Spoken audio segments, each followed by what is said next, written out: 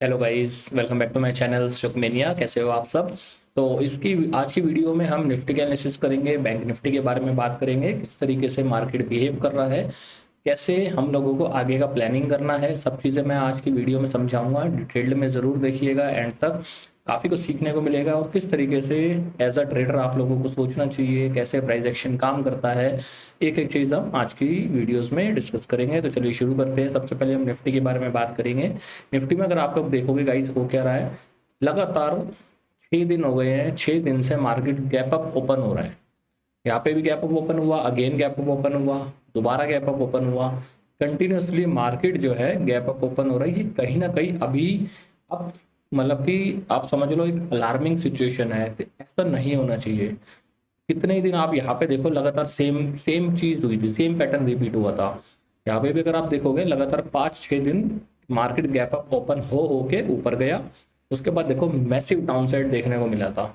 अभी exactly same pattern kind of बन रहा है। मार्केट 5 दिन से ऊपर जा रहा है, गैप अप ओपन होके जा रहा है। तो क्या ये जो मेन सप्लाई जोन है 23,780 ये वाला, क्योंकि यहीं से आप देखोगे पहले मार्केट में डाउनफॉल हम लोगों को देखने को मिला था। तो ये जो सप्लाई जोन है ना, मार्केट इसको अप्रोच करने जा सकता है, इसकी प्रोबेबिलिटी है। तो यहाँ से 200-300 पॉइंट अभी भी पेंडिंग है, अगर उस हिसाब से मार्केट बिहेव करता है तो। लेकिन अगर ये सप्लाई जोन से मार्केट फिर से नीचे आने लगा स्पीड से, तो फिर एक्चुअल में क्या होगा, मार्केट ने एक रेंज में फंस जाएगा। ये एक बड़ा रेंज बनाया हुआ है। तो या तो ये है कि मार्केट यहाँ पे सस्टेन करे 23,400-500 से लेके 23,800, मतलब 300-400 पॉइंट की यहाँ पे हम लोगों को एक स्मॉल रेंज देखने को मिले।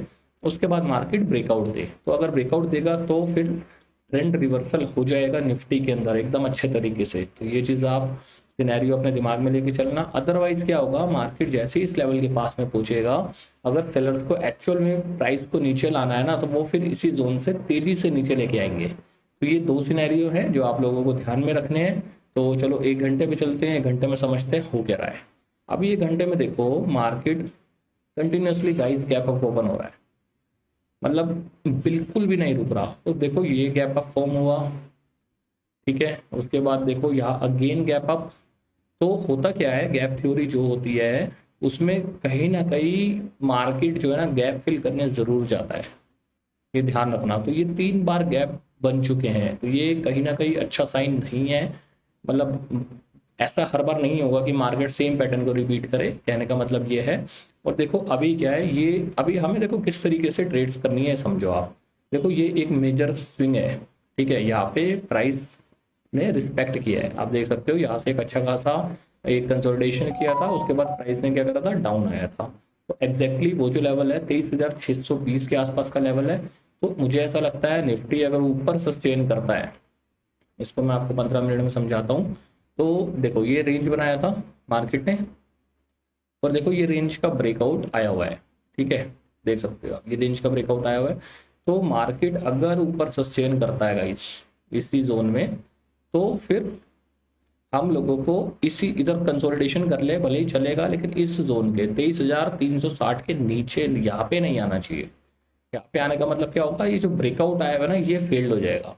फिर मार्केट नीचे वाले लेवल को, ऑलमोस्ट 23,200 के लेवल को, और उसके बाद ये गैप फिलिंग, इसको अप्रोच करने का ट्राई करेगा। तो एज अ ट्रेडर आपको क्या करना है, जब सुबह उठोगे आप, आपको देखना है पहले तो ओपनिंग कहाँ पे हो रही है। अगर ओपनिंग फ्लैट हो रही है और प्राइस इस एरिया को सस्टेन कर रहा है, यहाँ पे ऊपर ही होल्ड कर रहा है और ऊपर जाता हुआ दिख रहा है, तो हम एक अपसाइड का प्लान करेंगे। टारगेट रहेगा हमारा 23,600 तक का।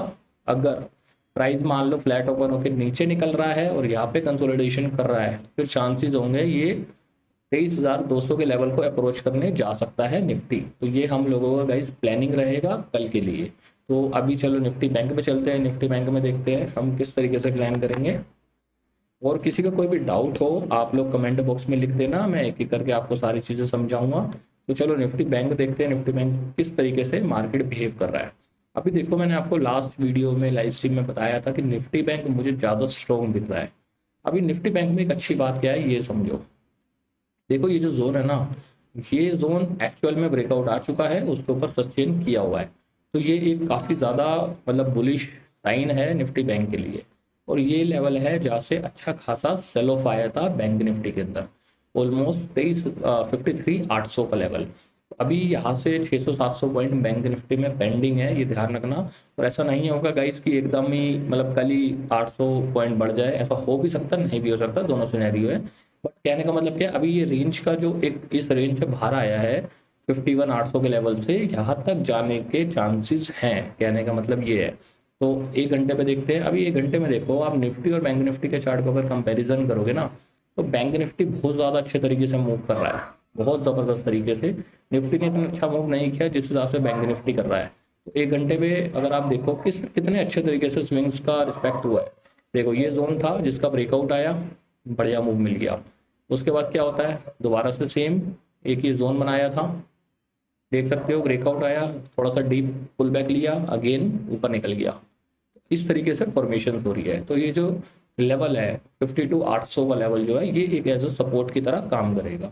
अभी क्या करेंगे, देखो बैंक निफ्टी लगातार 3 दिन ऊपर गया है, तो मुझे ऐसा लगता है थोड़ा सा इसी जोन में बैंक निफ्टी को कंसोलिडेट करना चाहिए मेरे हिसाब से। इधर ही फ्लैट ओपन होकर थोड़ा यहाँ रुके तो ज़्यादा बेटर है। बट अगर मान लो फ्लैट ओपन होते ही 10-15 मिनट यहाँ पे वेट करने के बाद अगर ये हाई ब्रेक करता है, ये जो लेटेस्ट स्विंग बना हुआ है ये वाला, अगर ये ब्रेक करेगा तो फिर एक कम क्वांटिटी में अगेन अपसाइड का प्लान कर सकते हैं हम लोग। अदरवाइज ये जो एक रेंज है, मार्केट यहाँ पे ही सस्टेन करेगा 1-2 दिन, जो मुझे ऐसा लगता है।